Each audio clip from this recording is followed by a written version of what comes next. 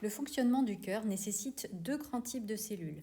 Les cellules musculaires cardiaques, appelées cardiomyocytes, qui font l'objet d'une autre vidéo, et les cellules du tissu nodal ou cellules cardionectrices que nous allons voir ici.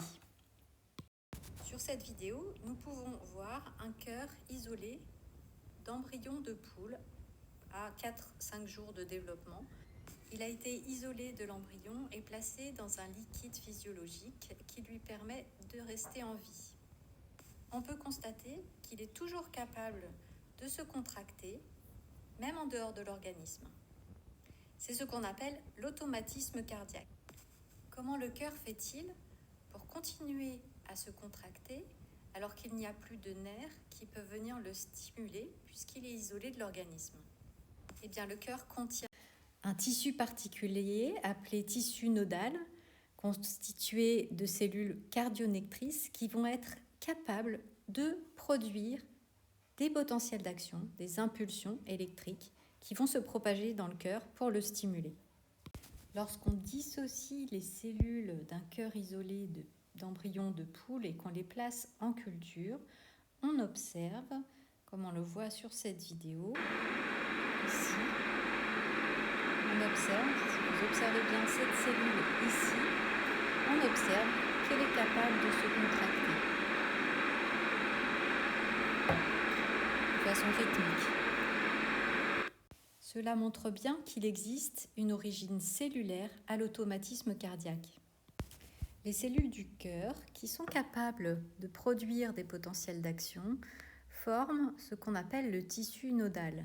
Elles sont regroupées au niveau d'un nœud qu'on appelle le nœud sinusal qui est situé dans l'oreillette droite, d'un nœud auriculo-ventriculaire qui est situé sur le plancher de l'oreillette droite. Ce nœud se poursuit par un faisceau qu'on appelle le faisceau de His qui descend jusqu'à la pointe du cœur et ensuite ce tissu remonte dans la paroi des ventricules et forme ce qu'on appelle le réseau de Purkinje.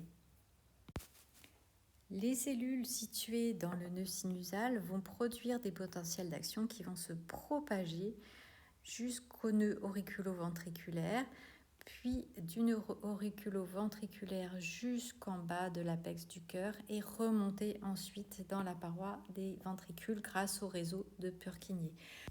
L'oreillette gauche reçoit quelques fibres de tissu nodal. Les cellules cardionectrices du nœud sinusal vont émettre des potentiels d'action et ces potentiels d'action vont se propager dans la paroi des oreillettes en premier, puis ensuite descendre dans le faisceau de His et le réseau de Purkinje. Les potentiels d'action émis vont se propager de cellule à cellule grâce à la présence des jonctions GAP ou jonctions communicantes qui vont mettre en continuité le cytoplasme de deux cellules voisines. Si on enregistre les potentiels de membrane des cellules à différents endroits du cœur, on observe chronologiquement qu'on va d'abord avoir ici une dépolarisation de la membrane des cellules du nœud sinusal qui vont émettre des potentiels d'action qu'on observe ici. Ces potentiels d'action vont se propager jusqu'aux oreillettes et arriver jusqu'aux cardiomyocytes auriculaires, les cellules musculaires des oreillettes qui vont se dépolariser, être excitées et pouvoir se contracter. On va d'abord donc avoir une contraction des oreillettes. Et d'ailleurs, on aura d'abord une contraction de l'oreillette droite qui est plus proche du nœud sinusal, puis on aura la contraction de l'oreillette gauche avec un très léger décalage. Ensuite, les potentiels d'action vont arriver sur le nœud sinusal. On va observer qu'il se dépolarise à son tour. Puis au niveau du faisceau de His, ici.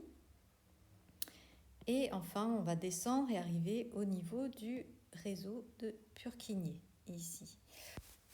Les potentiels d'action vont donc arriver ici en contact avec les cellules musculaires des ventricules, les cardiomyocytes ventriculaires, qui vont être dépolarisés à leur tour, excités, et qui vont pouvoir se contracter.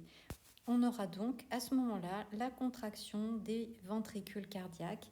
Elle aura lieu avec un décalage de temps de l'ordre de 180 millisecondes, 0,18 secondes, après la contraction des oreillettes. Ce décalage entre la contraction des oreillettes et celle des ventricules est très importante puisqu'elle permet d'abord, la contraction des oreillettes permet de pousser le sang vers les ventricules pour qu'ils finissent leur remplissage.